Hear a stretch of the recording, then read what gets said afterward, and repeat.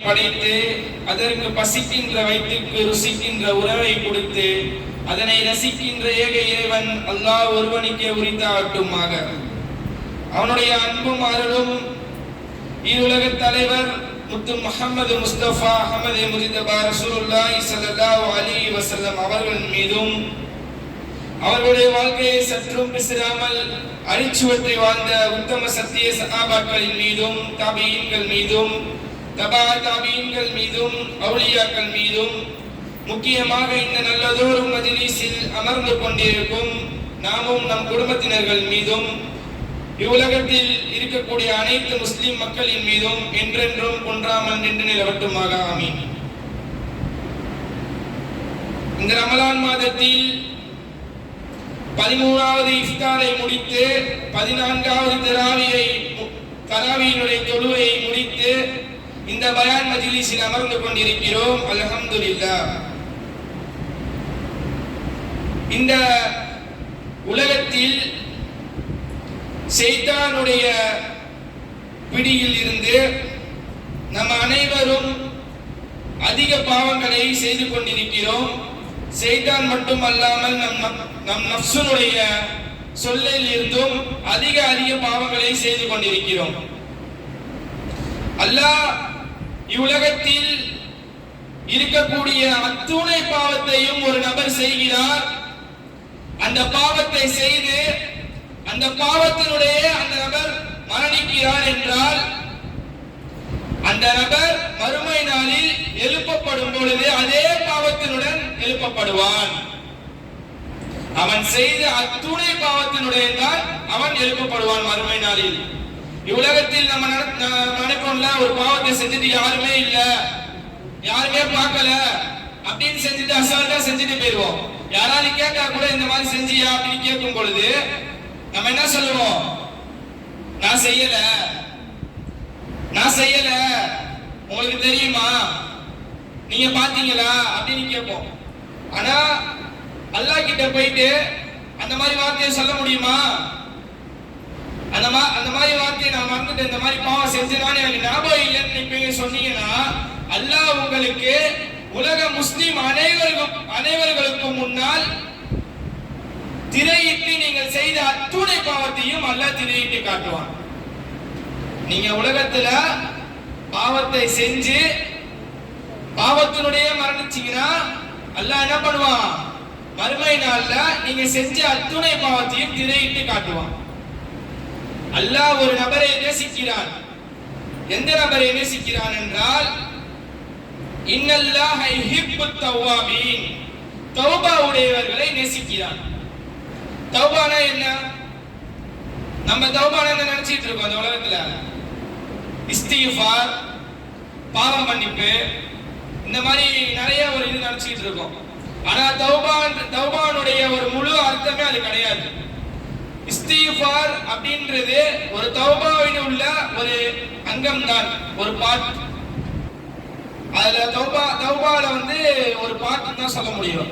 ஆனா தௌபா என்பது அல்லாஹ் தடுத்த, அல்லாஹ் வெறுக்கப்பட்ட செயலில் இருந்து அல்லாஹ் நேசிக்கின்ற, அல்லாஹ் விரும்புகின்ற செயல்களில், அல்லாஹ் விரும்புகின்ற செயல்களுக்கு திரும்புவதுதான் தௌபா. எல்லாருக்கும் புரியுதா? தௌபானா அல்லாஹ் தடுக்கிறான்ல, தடுக்கிறதுல இருந்தும் வெறுக்கிறதுல இருந்தும் நம்ம அதில் இருந்து மீண்டு அல்லாஹ்வின் பக்கம் வர பார்த்தீங்களா, தௌபாவை தேடி, அதுதான் தௌபா. நபி ஸல்லல்லாஹு அலைஹி வஸல்லம் சொல்கிறார்கள், என்ன சொல்றாங்க? ஆதமுடைய மக்கள் அனைவரும் பாவம் செய்யக்கூடியவர்கள் தான். ஆனா அதுல சிறந்தவர் யார்? அந்த தௌபாவில சிறந்தவர் யார்? அல்லாஹ் நேசிக்கிறான்ல, அந்த பாவங்கள் செய்யறாங்கல்ல, அதுல சிறந்தவர் யாருன்றாங்கன்னா அந்த பாவத்தை செஞ்சுட்டு தௌபாவின் பக்கம் வராங்கல்ல, அல்லாஹ்வின் பக்கம் மீண்டு வரவர்கள் தான் சிறந்தவர்கள் என்று அல்லாஹ் சொல்கிறான். அல்லாஹ்வுடைய நேசம் எப்படி தெரியுமா இருக்கும்?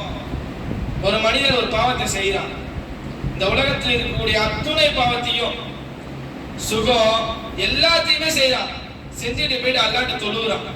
தொழுது அல்லாஹ்ட்ட போயிட்டு துஆவை கேட்கிறான், பாவ மன்னிப்பு கேட்கிறான், தௌபாவில் ஈடுபட்டு அவன் கேட்கிறான், அல்லாஹ் என்னை மன்னிச்சிரு, நான் இந்த மாதிரி பாவம் எல்லாத்தையும் செஞ்சுட்டேன், என்னை மன்னிச்சிரு அப்படின்னு கேட்கிறான்ல. அப்ப அல்லாஹ் என்ன சொல்லுவான்னு நினைக்கிறீங்க? நீ செஞ்ச பாவத்தெல்லாம் மன்னிக்க முடியுமா கேட்பான்? அப்படி கேட்கவே மாட்டான். அந்த மனிதர் அவனை மன்னிக்க கூடியவன் நான் மட்டும்தான் என்று அவன் அந்த பாவத்தை உணர்ந்து என்னிடம் வந்து அவன் கையேந்தி தௌபாவை கேட்கிறான், அவனை நான் மன்னித்து விடுகிறேன் என்று அவன் அனுப்பிச்சு விடுறான். அந்த மனிதன் திருப்பியும் போறான், திருப்பியும் கொஞ்ச நாள் கழிச்சு அதே பாவத்தை செஞ்சுட்டு அல்லாட்ட வரான், திருப்பியும் அதே மாதிரி கையேந்துறான் அல்லாட்ட. அந்த பாவ மன்னிப்பை உணர்ந்து அவன் பாவ மன்னிப்பு கேட்கிறான், தௌபாவை கேட்கிறான். அல்லாஹ் திருப்பி என்ன சொல்றான்? அவனை மன்னிக்கக்கூடிய ஆற்றலும் சக்தியும் எனக்கு மட்டும்தான் இருக்குன்னு அவன் நம்பி என்னிடம் வந்து உட்கார்ந்து இருக்கிறான், அவனை நான் மன்னித்து விடுறேன் நீ போ அப்படின்னு சொல்லி அல்லாஹ் அவனை மன்னிச்சதுக்கு அல்லாஹ் அவ்வளவு பெரிய சந்தோஷப்படுறான். எந்த அளவுக்கு சந்தோஷப்படுறாங்க? நபி ஸல்லல்லாஹு அலைஹி வஸல்லம் சொல்றாங்க, ஒரு பாலைவனத்துல ஒரு ஒட்டகம் போகுது. ஒரு ஒட்டகத்துல ஒரு நபர் ஒரு ஒட்டகத்தை வைத்து அவர் வயிற்றுக்குரிய சாப்பாடையும் எடுத்துக்கொண்டு அவர் அந்த பாலைவனத்துல சென்று கொண்டிருக்கிறார். போயிட்டே இருக்கும்போது கொஞ்ச நேரத்துல உட்கார்ந்து அவர் கொஞ்சம் உறங்குறார். அந்த இடத்துல உட்கார்ந்து கொஞ்ச நேரத்துல உறங்கி கொண்டு திருப்பி எந்திரிச்சு பார்க்கிறான். அவன் எடுத்துட்டு வந்த அந்த வாகனம் ஒட்டகமும் இல்ல, அவன் சாப்பிட எடுத்துட்டு வந்த அந்த வயிற்றுக்கு தேவையான சாப்பாடும் இல்லை. அவன் அந்த பாலைவனத்துல அங்கே எங்கேயும் ஓடுறான், எல்லா இடத்துலயும் சுத்தி பார்க்கறான், அந்த பாலைவனத்துல எங்கேயுமே இல்லை. சுத்தி பார்த்துட்டு நம்மளுக்கு மரணம் தான், இதுக்கு மேல ஒண்ணுமே இல்லை, வெறும் பாலைவனம், இதுக்கு மேல நம்ம எங்க இருந்து போய் தேடுறதுன்னு சொல்லிட்டு அவன் திருப்பி உட்காந்து திருப்பி அவன் தூங்கிடுறான். திருப்பி தூங்கிட்டு கொஞ்ச நேரம் கழிச்சு திருப்பி எந்திரிச்சு பார்க்கறான். அந்த இடத்துல அதே வாகனமும் ஒட்டகமும் அதே அவர் வயிற்றுக்குரிய சாப்பாடும் இருக்கு. அவன் அதை பார்த்துட்டு மிகப்பெரிய சந்தோஷப்படுறான், சொல்லவே முடியாத அளவுக்கு சந்தோஷப்படுறான். எந்த அளவுக்கு சொல்றாங்கன்னா, அவன் அந்த சந்தோஷத்தை பட்டுட்டு அவன் சொன்ன வார்த்தை என்ன தெரியுமா சொன்னா? அல்லாஹ்வை பார்த்து, நீ என் அடிமை, நான் உன் எஜமான்தான். அவன் என்ன சொல்லியிருக்கணும் அந்த இடத்துல? நீ என் ரப், நான் உன் அடிமை என்று சொல்ல வேண்டிய இடத்துல அவன் என்ன சொல்லிட்டான்? அப்படியே மாத்தி சொல்லிட்டான்.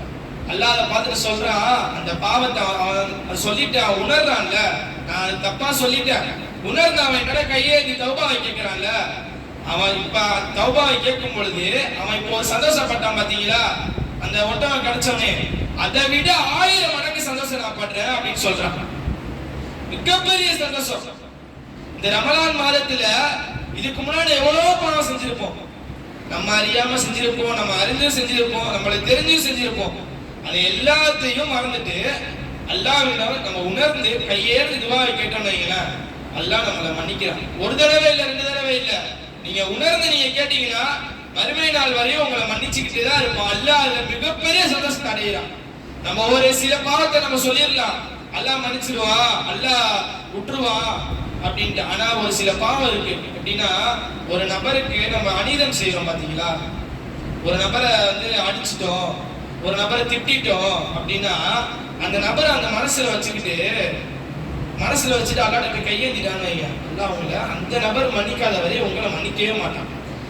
இமாம் தஹபி ரஹ்மத்துல்லாஹி அலைஹி அவங்க ஒரு கண்ணால் பார்த்த சம்பவத்தை சொல்றாங்க. இதை பத்தி எப்படி சொல்றாங்கன்னா, ஒரு நபர் இருக்கான், அவங்க அந்த இதுல கடை வீதியில நின்றுட்டு இருக்கும் போது ஒரு நபர் ஒரு சத்தம் கேட்குது, என்ன பாருங்க, என்ன எல்லாரும் பாருங்க, நீங்க இனிமேல் யாருக்கும் அநீதி செய்யாதீங்க, அல்லாஹ் இருக்கா, அல்லாஹ் எல்லாரையும் பார்த்துக்கிட்டு இருக்கா, அல்லாஹ் கண் விழிச்சு உங்க எல்லாத்தையும் பார்த்துட்டு இருக்கா, யாரும் பார்க்கல நினைச்சுக்கிட்டு இருக்காதீங்க, எல்லாரும் என்னை பாருங்கன்னு சொல்லும் பொழுது எல்லாருமே அவங்கள பார்த்து அந்த கடை வீதியில நின்றுட்டு இருக்கும் எல்லாருமே அவரை நோக்கி போறாங்க. அப்ப திரும்பி பார்க்கும்போது அந்த நபர் எப்படி திரும்ப இருந்தாங்க, இந்த கை வெட்டப்பட்டு ரத்தமும் சீலும் ஒரு மாதிரியான தோற்றத்தில் அந்த மனிதர் இருந்தார். அப்ப அவங்கள்ட்ட போய் கேட்கிறாங்க, நீங்க என்ன ஏன் இப்படி இருக்கீங்க, என்ன ஆச்சு உங்களுக்கு அப்படின்னு கேட்கும் பொழுது, யாரும் அநீதி செஞ்சிடாதீங்க, யாருக்குமே அநீதி செஞ்சிடாதீங்க, அல்லாஹ் பார்த்துக்கிட்டு இருக்கா, எனக்கு நடந்த ஒரு சம்பவத்தை நான் உங்கள்கிட்ட சொல்றேன் அப்படின்னு சொல்லி அவர் அந்த இடத்துல சொல்றாரு. என்ன சொல்றாரு? இதை யாரு பார்க்கிறா? இமாம் தஹபி ரஹ்மத்துல்லாஹி அலைஹி அவங்க ஒரு பெரிய எழுத்தாளர். அவங்க பார்த்து சொல்றாங்க, அந்த குர்ஆன்ல அந்த இது எழுதியிருக்காங்க, கிதாப்ல எழுதியிருக்காங்க, அந்த நபர் ஒரு நாள் தூங்கி கொண்டு இருக்கும் பொழுது அவங்க ஒய்ஃப் வந்து எழுப்புறாங்க. எழுப்பி எனக்கு வந்து பசிக்குது, வீட்டுக்கு மதியானம் தேவையான சாப்பாடு எதுவுமே இல்லை, நீங்க போய் கொஞ்சம் கடை வீதிக்கு சென்று சாப்பாடு வாங்கிட்டு வாங்க, ஏதாவது உணவு இருந்தால் வாங்கிட்டு வாங்க அப்படின்னு சொல்றாங்க. அவங்க அந்த கடை வீதிக்கு செல்றாங்க. போய் பார்க்குறாங்க, அங்கேயும் இங்கேயும் ஓடுறாங்க, எங்கேயுமே அந்த அவங்க தேவையான சாப்பாடு எதுவுமே இல்லை. இதுக்கும் போறாங்க, கடலுக்கும் போறாங்க, மீன் இருக்கா பாக்குறாங்க, கறி இருக்கா பாக்குறாங்க, அது இருக்கா பாக்க, எதுவுமே இல்லாம அவங்க வருத்தத்துடன் வீடு திரும்புறாங்க. வீடு திரும்பி கொண்டிருக்கும் பொழுது ஒரு நபர் வராரு. எப்படி நோஞ்சானாட்டம் இருக்காரு அந்த நபர், ஒல்லியா நோஞ்சானால ஏழ்மையா அவர் இருக்காரு. அவரை பார்க்கும் பொழுது அவர் கையில வந்து ஒரு மீன், பெரிய மீன் ஒண்ணு வச்சிருக்காங்க, கையடி கட்டி பெரிய மீன் ஒண்ணு வச்சுட்டு நடந்து வராங்க. அவங்கள கூப்பிடுறாங்க, இங்க வாங்க அப்படின்னு சொல்லவும் அவர் வந்து பணிஞ்சுக்கிட்டே வராரு. இவரை பார்க்க அடித்தருமா இருப்பாரு, இவர் கூப்பிட்டவரு பெரிய பலசாலி மாதிரி இருப்பாரு. எப்படின்னா அந்த ஊர்லயே நான் தான் அல் ஜப்பார், நான் தான் பெரிய ஆள், அந்த ஊர்ல அவரை பார்த்தா எல்லாருமே பயப்படுவாங்க, நான் மட்டும்தான் நான் தான் அப்படின்ற அளவுக்கு அவர் இருந்தாரு. உடம்புலாம் பார்க்க நல்லா பல்கா இருப்பார் அவரு. அவர் கூப்பிட்டவும் அந்த நோஞ்சான் வந்து பணிஞ்சிட்டு என்னாச்சு சொல்லுங்க அப்படின்னு சொல்லி கேட்கிறாரு. அப்ப அவர் வந்து இந்த மீன் எனக்கு வேணும் கூடு அப்படின்னு சொல்றாரு. இல்ல, இந்த மீனுக்கு வந்து நான் வந்து கடல்ல வந்து நிறைய வேலைகள் செஞ்சு இந்த மீனை நான் வந்து என்னோட கூலியா நான் வாங்கிட்டு வந்திருக்கேன். இதை வச்சுதான் என் வீட்டுல 4 பேர் இருக்காங்க, அவங்களுக்கு இதுதான் சாப்பாடு, அவங்களுக்கு இதை எடுத்துட்டு போய் நான் கொடுக்கணும் அப்படின்றாங்க. அவர் என்ன தெரியுமா பண்ணாரு, அவரோட பலத்தை கொண்டு அந்த நபரை அடித்து உதைத்து அந்த மீனை புடுங்கிட்டாரு. புடுங்கி எடுத்துட்டு போயிட்டாரு. வீட்டுக்கு போய் நல்லா சாப்பிடுறாரு. வயிறார சாப்பிட்டு அன்னைக்கு நாள் போகுது. நைட்டு அவருக்கு இந்த கை, இந்த விரல்ல அவருக்கு ஒரு புண்ணு மாதிரி ஒண்ணு வருது, அரிப்பு ஏற்படுது. அரிப்பு ஏற்படவும் அடுத்த நாள் மருத்துவர்கிட்ட போய் கேட்கும் பொழுது ஒரு டேப்லெட் அந்த மாதிரி இது கொடுக்குறாங்க. கொடுத்தா அவங்களுக்கு சரியாகல. அப்படியே கை அந்த ஒரு விரல் ஃபுல்லா வரவும் டாக்டர் திருப்பி மருத்துவர்கிட்ட போய் கேட்கவும் இந்த விரலை வந்து அறுத்து எடுக்கணும் அப்படின்ட்டு, இந்த விரலை அறுத்துடணும், இதுல அறுக்கலைன்னா அப்படியே மற்ற விரலுக்கு கைக்கு ஃபுல்லா பரவிடும் அப்படின்றாங்க. அந்த விரலை அறுத்து எடுக்கிறாங்க. அப்படியே நாட்கள் கிடக்குது.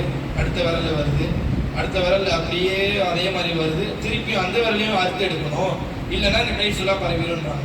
அந்த மாதிரி ஒரு விரலாக வந்துகிட்டே இருக்கு. இந்த மணிக்கட்டு வரையும் அறுத்து எடுத்துடுறாங்க. அவருக்கு அறுத்து எடுத்து பிறகு இன்னும் கொஞ்ச நாள் கிடக்குது. இந்த கை வரையும் அவருக்கு அறுத்துறாங்க. இந்த கையை அறுத்தாதான் உடம்புக்கு ஆபத்து இல்லாம இருக்கும் அப்படின்றாங்க. அந்த கையை அறுக்கிறாங்க. உடம்பு ஃபுல்லா புண்ணு, அந்த மாதிரி சலம் வச்சு பூத்து ஒரு மாதிரி அந்த ஆள் எப்படி ஆயிட்டாருன்னா, நான் தான் என்று மதம் இதுவா அடிச்சுக்கிட்டு நான் தான் இருந்தார்ல, அந்த அவரை வந்து ஒண்ணுமே இல்லாம ஆகிட்டாங்க. ஒண்ணுமே இல்லை, அவ்வளவுதான் அப்படின்ற அவர் சாவக்கூடிய நிலைமையில இருக்காரு. அந்த அளவுக்கு அவர் படுத்து கொண்டு இருக்கும் பொழுது அவருடைய சிறு வயது நண்பர் ஒருத்தர் வராரு.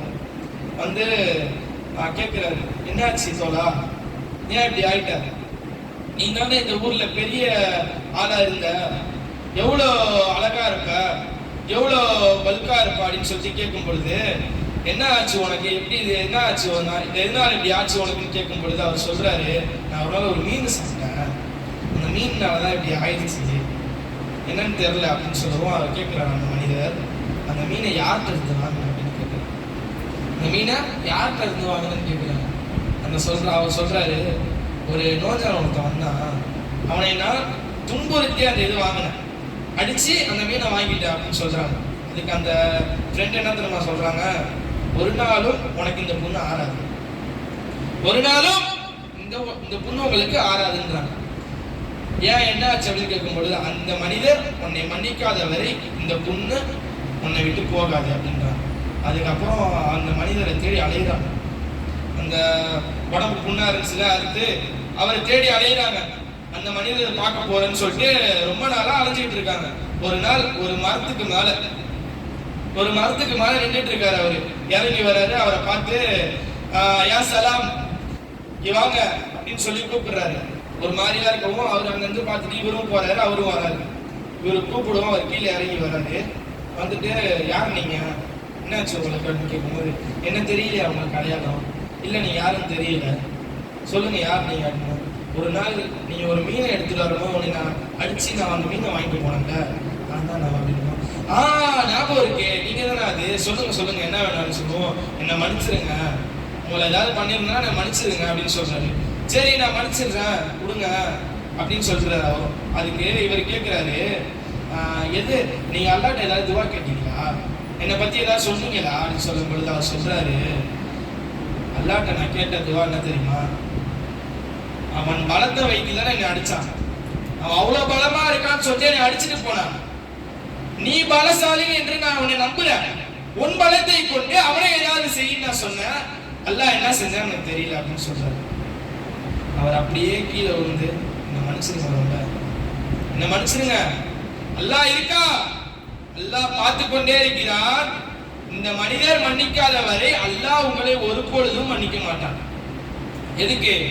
எல்லா தௌபாவையும் மன்னிச்சிருவான், எல்லா பாவத்தையும் தௌபா கேட்டா மன்னிச்சிருவான். ஆனா இந்த மாதிரி ஒரு அநியாய பாவம் இருக்குல்ல, அந்த மனிதர் மன்னிக்காத வரை அல்லாஹ் யாரையுமே மன்னிக்க மாட்டான்.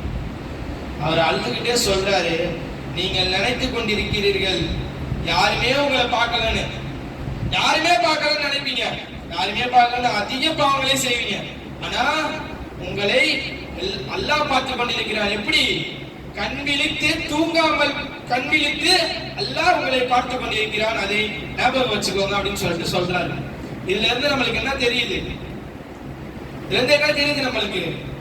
அல்லாஹ் மன்னிப்பான், ஆனா இந்த மாதிரி ஒரு பாவத்தை செஞ்சா அல்லாஹ் மன்னிக்க மாட்டான். இந்த மாதிரி பாவம் செஞ்சா ஒரு பொழுதும் அல்லாஹ் மன்னிக்க மாட்டான். ஒன்னே ஒன்று ஞாபகம் வச்சுக்கோங்க, தௌபான்றது ஒரு அல்லாஹ், நீங்க மரணம் வரும் வரை அல்லாஹ் உங்களை மன்னிப்பான், ஆனா இந்த மாதிரி பாவம் செஞ்சா அல்லாஹ் உங்களை ஒரு பொழுதும் மன்னிப்பான். இந்த ரமலான் மாதத்துல நம்ம யார் யாருக்குன்னா அநீதி செஞ்சிருக்கோமோ, யார் யாரெல்லாம் துன்புறுத்திருக்கோமோ அவங்கள்ட்ட போய் கையை கொடுத்து சலாம் சொல்லி அவங்கள்ட்ட என்ன மன்னிச்சிருங்கன்னு சொல்லிடுங்க.